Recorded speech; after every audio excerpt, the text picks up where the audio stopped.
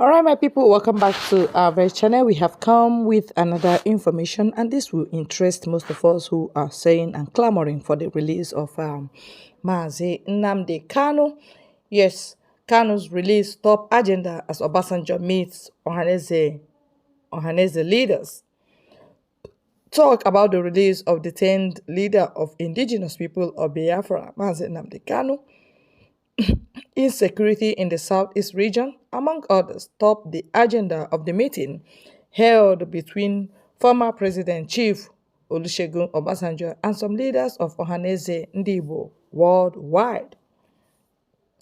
The Secretary General of the Apex Igbo Social-Cultural Organization, Chief Oke Emuke, had on Friday disclosed that Obasanjo was in a closed-door meeting with the president of the group, Chief Emmanuel Iwuanyanwu, in his Owerri, Imo State home.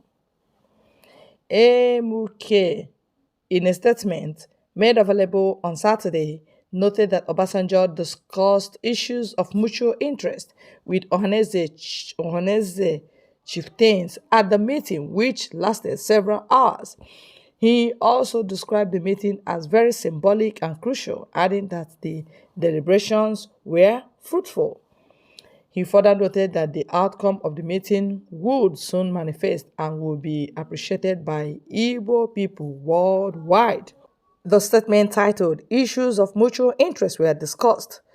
Read in part, our President General informed Chief Obasanjo that Nigeria should erect monuments in his Obasanjo's name for the sacrifice he has made.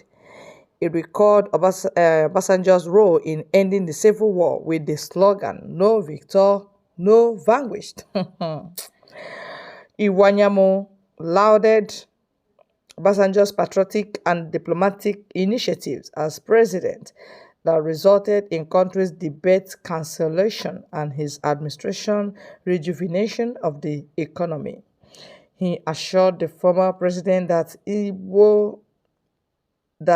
Igbo people would bestow a benefiting honor on him at an appropriate time for his love for the region. Remember that when Chief Obasanjo was president, he appointed several Igbo sons and daughters to high positions in his cabinet. A sense of belonging was provided to Igbo nation during that time. Meanwhile, a source who was present at the meeting with the former president revealed to our correspondent that Kanu's release and issues of insecurity plaguing the region were thoroughly discussed. After deliberations on some matters of mutual interest, the leaders of Ohanese, in their wisdom, brought up Mazi Nnamdi Kanu's matter. He is our son. We will not deny him. Obasanjo and Ohanese discussed the matter thoroughly and assurances were given. That is all I can say right now. But I am sure that the leadership of Ohanese will make more details known in due time. The source, a member of executive of Ohanese, said.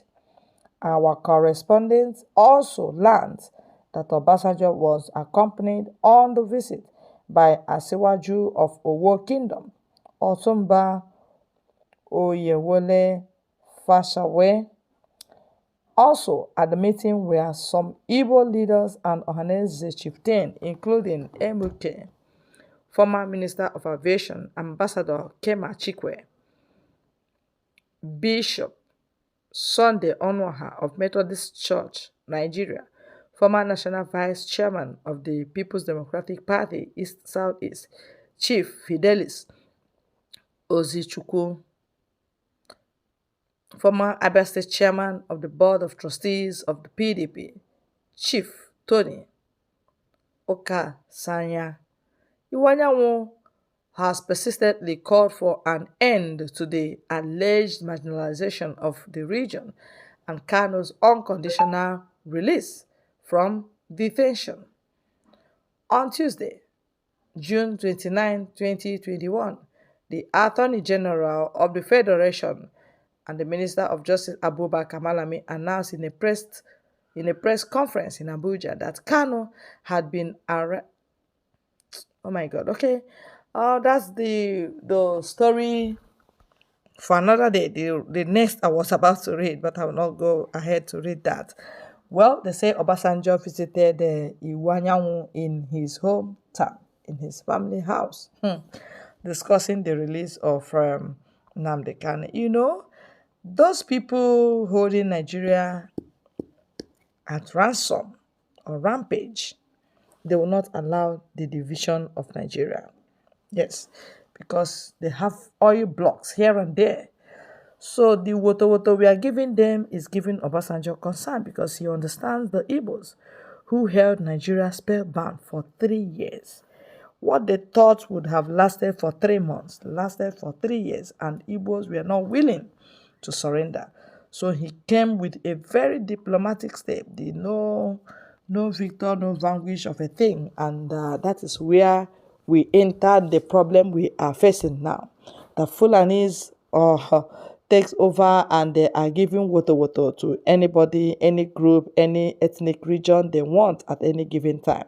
And the government of the day, of course, will not say anything because Fulani terrorists and headers and the policemen in uniform, the terrorist people that they repented and added in your police and your military, they are doing the bid of the master.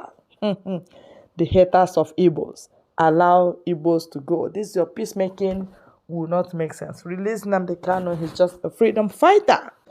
We had the rumor that Hope Uzodinma is saying hell no.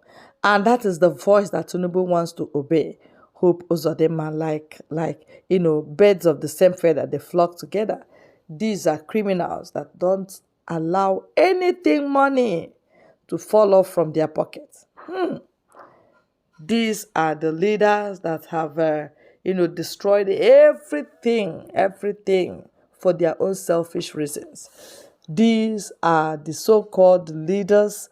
Of course, Uzodinma is the one welcoming the military in the southeast, and yet there is much kidnapping and they can't do anything about it because they are not there for insecurity. They are not there for security. They are there for insecurity. They are there to cause problem. They are there to distract you so that your land will be taken over. Why you will know that what I'm saying is the truth is in Benue State, when there is series of attacks of herdsmen, you will not see any military man as who is doing that.